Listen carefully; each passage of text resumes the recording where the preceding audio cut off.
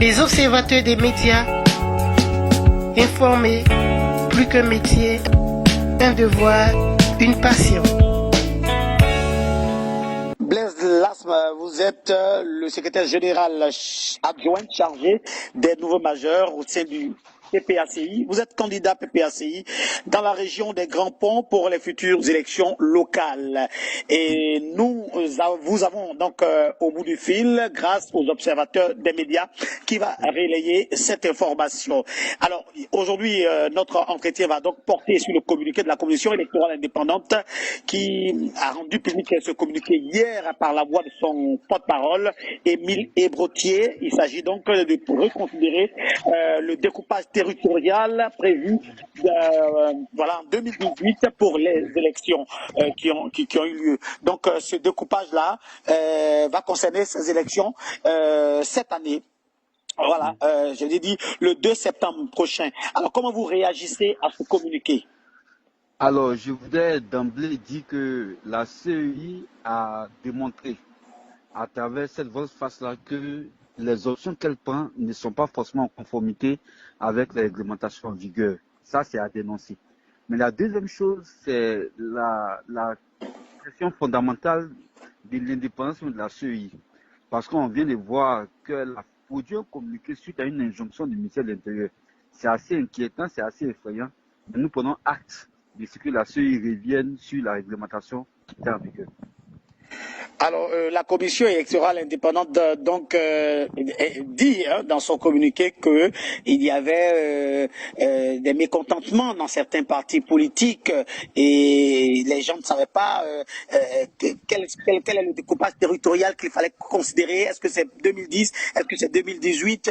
Il y avait beaucoup de spéculations et elle a été saisie, par courrier du ministère de l'Intérieur. Est-ce qu'au-delà de tout, au-delà de l'aspect technique, que donne donc la CEI, est-ce que le ministère de l'Intérieur n'a pas vocation à permettre que ces élections se passent bien dans toute la sécurité et dans la quiétude des partis politiques?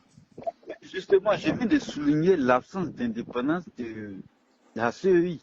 Parce que là, elle obéit à une injonction du ministère de l'Intérieur. Ce qui démontre un problème qui est assez grave, qui est celui de son impartialité et de sa crédibilité. Alors maintenant, revenons au fond du sujet. La CEI ne peut pas prétendre qu'elle a fait volte-face à cause de certaines plaintes qui ont été émises par les partis politiques. Ce n'est pas de ça qu'il s'agit. Est-ce qu'en posant ce pas, en prenant l'option de revenir sur le découpage basé sur le décret de 2010, elle était en conformité avec les lois? Si ce n'est pas le cas, et ça montre que ce n'est pas le cas, pourquoi la CEI a pu se prendre certaines libertés? Pourquoi la CEI se prend certaines libertés? C'est la question qui est fondamentale. La CEI fonctionne très mal. Elle habite très mal et son fonctionnement met à mal la démocratie. Et son fonctionnement biaise le processus électoral. Alors, est-ce à dire que vous, donc du PPACI, vous ne partagez pas cette vision, vous ne partagez pas ce communiqué, vous n'êtes pas d'accord? On n'a pas à partager ou pas. Il se trouve qu'en plein processus, la CEI a fait changer les règles en plein processus. Maintenant qu'elle revient aux règles qui ont prévalu dès le départ, aux règles sur lesquelles les différents candidats s'employaient, s'activaient pour remporter la majorité des suffrages, je pense que c'est de bon augure. Mais le fait, après que cette CEI-là soit interpellée par le ministère de l'Intérieur, est assez inquiétant. Oui, Les candidats qui partaient à cette élection, ils partaient sur la base du découpage qui a été fait en 2018. La CEI a pris sur elle de revenir sur le découpage de 2010 et c'est malheureux. C'est malheureux qu'elle soit reprise à l'ordre comme ça. Alors, donc, ça veut dire que vous partagez pleinement la vision du ministère de l'Intérieur. Je n'ai pas partagé la vision du ministère de l'Intérieur. Ce que je dénonce, c'est le fait que la CEI ait pris sur elle de revenir sur le découpage de 2010, sans consultation, sans aviser les parties prenantes de cette élection-là. C'est ça que je dénonce en ce moment. Maintenant, si le ministère de l'Intérieur abonde dans notre sens, mais c'est tant mieux. Ok, alors donc on va passer à une étape, ça veut dire que au-delà de peut-être du fait que la CEI est reprise par le ministre de l'Intérieur, est-ce que vous déjà vous apprêtez, vous êtes candidat donc dans la région des Grands Ponts, est-ce que déjà vous avez commencé à faire la proximité quand on sait que vous aurez face à vous deux grands candidats solides, ceux du RHTP et du PDCI. Je pense que le seul candidat solide qu'il y a dans cette élection au niveau des grands ponts, c'est bien le candidat du PPACI. C'est Alors, bien le candidat du PPACI. qu'est-ce qui motive votre déclaration? Mais c'est simple, c'est l'ancrage de notre parti dans la région, c'est l'affection, l'amour qui est porté au président Laurent Gbagbo par les enfants de cette région. C'est même les résultats des récentes élections législatives qui ont démontré que le PPACI est un parti fort, est un parti puissant sur lequel il faut compter. Et on nous parle d'alliance, il y a blocage forcément, pendant qu'on nous parlait d'une alliance solide entre le PDCI RDA et le PPACI. Pour vous, qu'est-ce qui fait le blocage? Il n'y a pas forcément de blocage. Dans tout processus d'alliance, il y a des discussions. Et dans chacune de ces discussions, chaque parti essaie de faire prévaloir ses intérêts. C'est ce qui est de bon à loi. Donc, c'est des discussions qui ont lieu en ce moment, qui ne sont pas encore achevées. Tant que ces discussions ne sont pas achevées, on ne peut pas parler de blocage. Les discussions sont prévues pour s'achever le 30 et on verra le résultat. Le 2 septembre, c'est donc le 2 septembre, je dis, c'est donc la date des élections locales. Est-ce que pour vous, ces élections représentent un baromètre entre ces trois partis qui revendiquent le leadership, le PDCI, le RHDP et le PPACI, qui étaient un peu, je veux dire, qui étaient un peu à l'écart des élections depuis 2018? Absolument, ces élections ont constitué un baromètre pour jauger de la vitalité de chaque grand parti dans notre pays.